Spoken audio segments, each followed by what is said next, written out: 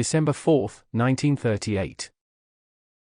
NEWYORKCITYNY.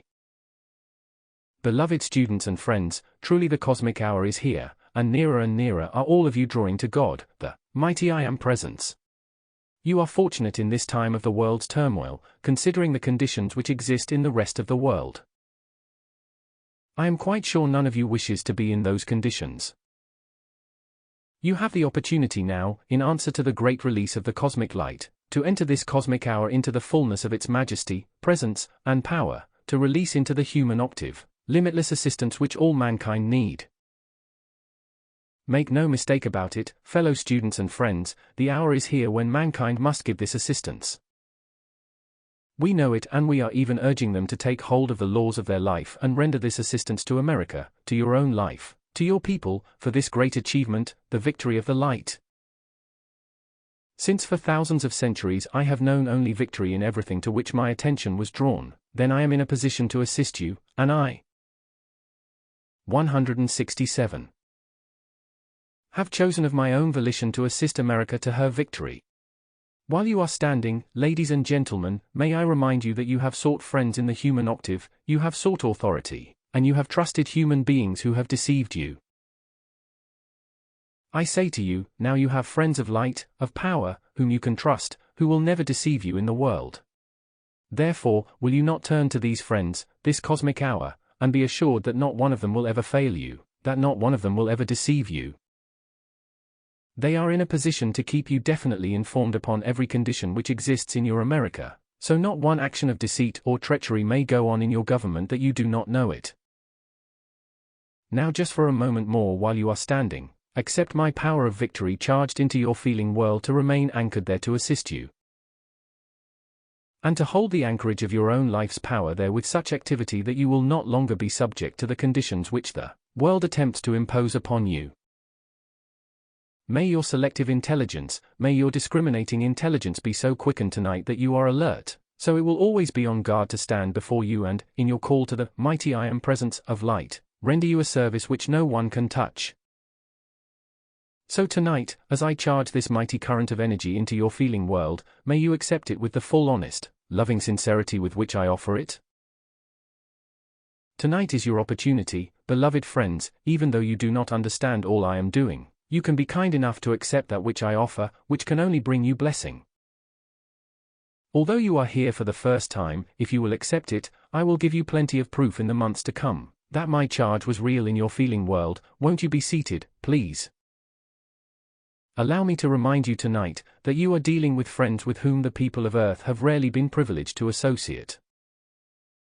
Had it not been for your beloved Saint Germain, where do you think you in America would be today? Are you aware, beloved people, that your city, magnificent in its splendor, would have been in ruins today? That is the position you in human form do not comprehend. Such is the assistance which we are giving the people of Earth, and if you do not believe that, let us withdraw for 3 months, and then tell me if we did not give you the protection. Mankind have been quite inclined to challenge the messengers and to challenge us. Very well, if you wish to challenge us, then we will withdraw and let you see, friends of America and fellow students, whether we have protected you or not. It is unwise, even though you do not understand, to deny the protection which is given by the powers of light which you might not yet understand.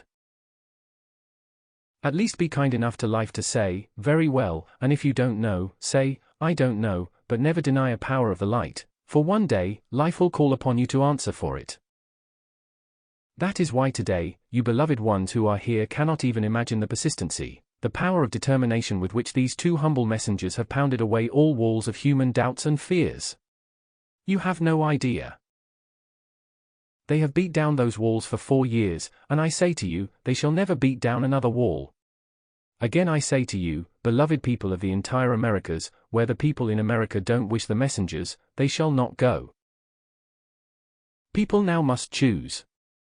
The messengers out of love and kindness have gone forth rendering this almighty service to mankind. Now let the people awaken and invite them to come. The messengers, beloved ones, do not need mankind, but mankind need them more than you will ever know until your ascension. I assure you, beloved friends of Los Angeles, that I shall take a hand in that condition, and it shall be silenced forever. Beloved ones, can you understand how greatly we love you who are struggling for your mastery and freedom of life? Do you think that we do not see and know your heart's cry for supply, for harmony, for happiness, for the ability to achieve success, some of which you have held to from childhood? Oh, the matter of years upon your head matters little. You are not nearly as old as you Seaton, even though your hairs are grey, still are your hearts young. Your hearts are the presence of life in your human form and cannot grow old. I want you to feel it tonight, if you will, as never before. My dear ones, life, being eternal, only requires your acknowledgement of its mastery of human conditions, to allow its great power to flood forth without limit to reform your human form. Do you quite understand that? May I repeat it, to reform your human form? I smile to myself tonight when I see within the desire of mankind, a tremendous craving for some manifestation, some miracles, so-called, from us. Well, be encouraged, such things might come about. This is no imagination. Suppose for your gratification we stood 4 people here and before your eyes changed their bodies, changed their hair, and made them more beautiful than they are, what would you think about it? There would be many tomorrow morning who would say, oh, sure enough, they got me last night, I'll bet you I was hypnotized. And there was not a thing took place there. Now then, be kind enough, beloved ones, to abide in the wisdom of the great ones, who one day in the wisdom of life will give you limitless, boundless proof of their presence, their authority, and their ability. Therefore, I say to you tonight, we are your friends, and you cannot help us being your friends, can you? Think of the joy of the incoming friends, who have not come to know us yet. You know you have society events to invite your important friends to meet each other? We invite you to meet us. I do not think you quite get that. Mrs. Ballard, we accept it. Answer, thank you very much. Shall I repeat it? We invite you to meet us. Victory. When the day comes that you understand all your response just now has meant, your joy will be boundless. My dear ones, you don't know what you have done. I love you and bless you forever for that response, and you blessed ones who might not quite understand, please accept my invitation with the rest. Won't you sit down? Let me try to explain to you.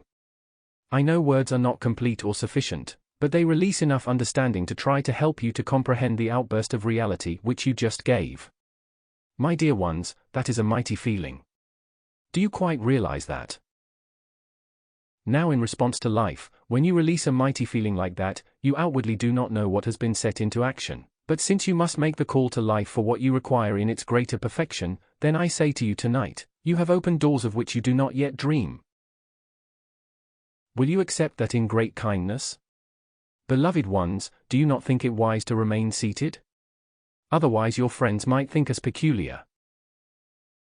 You see, we are very considerate.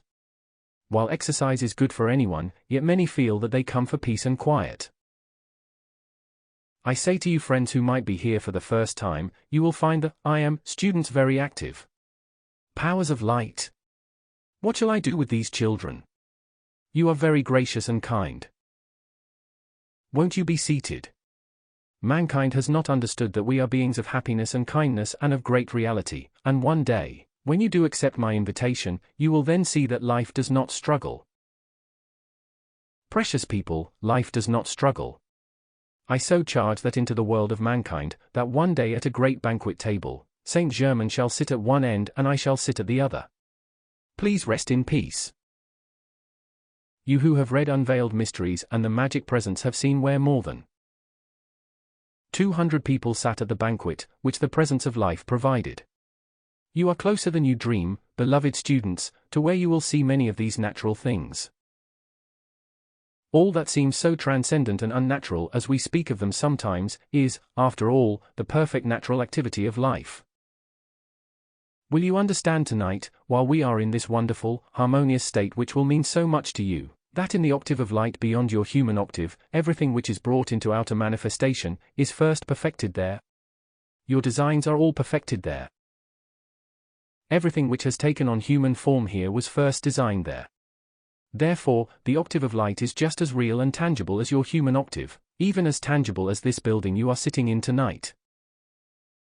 Can you not realize that in the octave of light and in the golden city which is over the Sahara Desert, that its substance, while it is finer, much finer of course than the physical substance of which this building is composed, yet it is just as tangible to us who are in this higher vibratory action, as your buildings are to you. Where our ascended bodies are, our buildings are just as real as your physical building is here.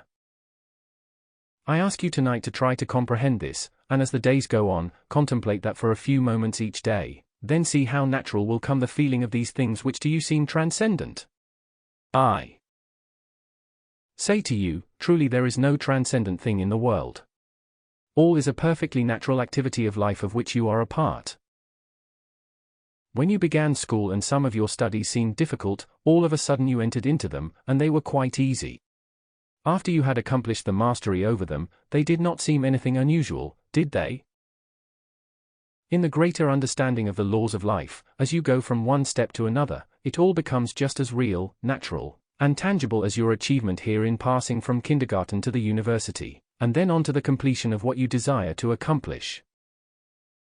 Therefore, tonight try to feel, beloved ones, how natural we are, how real, and in our octave of light where all is perfection. Then if you have us for your friends there, why not bring that perfection here, into the human octave where it is needed? Since human beings are the decreers of their worlds, if you decree perfection, why not have it? If you decree a thing, you have set the law of life into action to produce that thing for you. Beloved friends, understand that tonight as you never did before in your lives. When you decree a thing, you have set the mightiest law in the universe into action to produce that for you, and if your human feeling will not waver, it will come forth into your use as sure as you make the decree for it. This is why tonight, I am trying in this magnificent radiance to have you draw a little more into that which you have called transcendent, to make you feel the reality of all that you have conceived as transcendent, because I say that all is life in its perfectly natural practical action from the earth to the great spheres of light. On the other planets, the greater perfection which is there is all perfectly natural. Yet it would be so astonishing, were you to suddenly step onto Venus, where so much greater perfection reigns. We have all the practical things, for remember that is my home.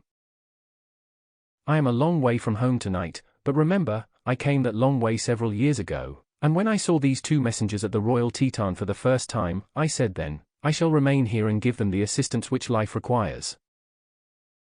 I say to you, beloved friends, I do not wonder that you love these beloved messengers as you do.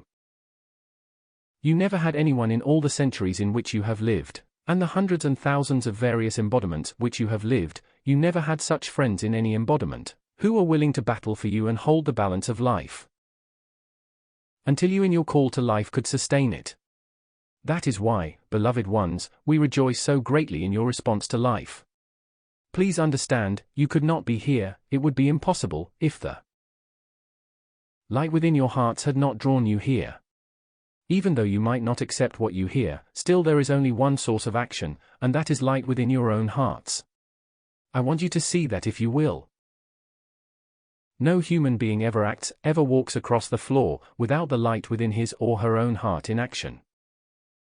Oh, it is so very glorious to understand once again, after the long-forgotten period when the light ruled before, that mankind is the action of life, and once you begin to give response back to life, oh, what life will do for you. Beloved ones, adore life. Give your attention to your presence of life, the mighty I Am, as never before in great calm mastery and adoration, so the fullness of all that it wants to give you, will flow forth like a mighty river. It is ready to do it, to bring the harmonization, the expansion of this light. We call eternal blessing upon all those who have assisted in the radio, for you have no idea, beloved ones, what the class broadcasts have done for your city. You cannot imagine, even in the great number of people who have come to know of this great, I Am, presence of life, how it has helped them. I call in the power of my victory, that the presence of your life, every one who has assisted in the radio, be multiplied in 10, 20, or 1,000-fold if necessary, to bring all that your heart has wished to give in the way of assistance. If you will cooperate with me in that call, you shall have abundance with which to do what you wish for the light. Today the wealth, the money which is used in useless frivolity, if once turned in the service of this light, would produce a transformation in America in 6 months, which you would scarcely recognize. All that is coming, beloved ones, and one day you will be so happy, so grateful that you were a part of the vanguard of light, the army of light sweeping across the earth, in your armor of crystal light. How many of you in this room tonight could tell me how many of you are already wearing it? How many of you have visited with me in that crystal armor? We are not strangers, please be advised of that now.